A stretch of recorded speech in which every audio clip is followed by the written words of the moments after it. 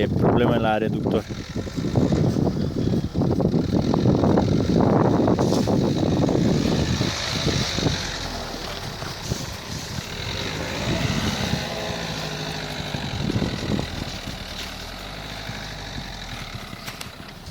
Nu prea e de băgat pe aici, să știi.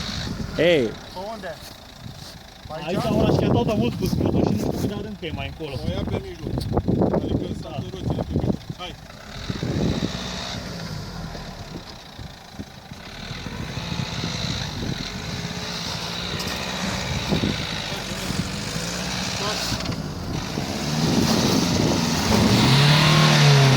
A rămas.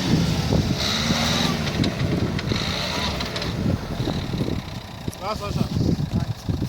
Ai pus-o pe traversă, nu? Da. Ce facem? O împingem? Sau Tragem. vine cineva de pe acolo așa? Hai, mă duc eu așa pe ei? Așa, da. păi și vine peste tine, mă, după aia. Dacă tragi, da, bine.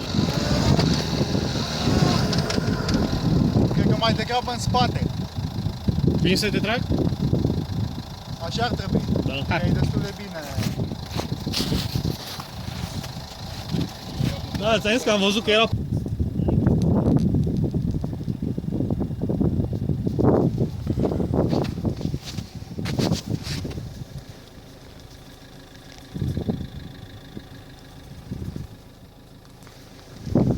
Exact pe traversă, nu?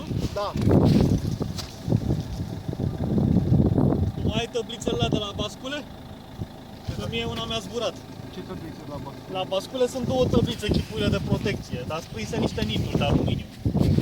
La mine am lăsat. De mult o dai înapoi. Păi nu știu. Pentru că am venit, am venit scurs, trebuia să fie Ah. mai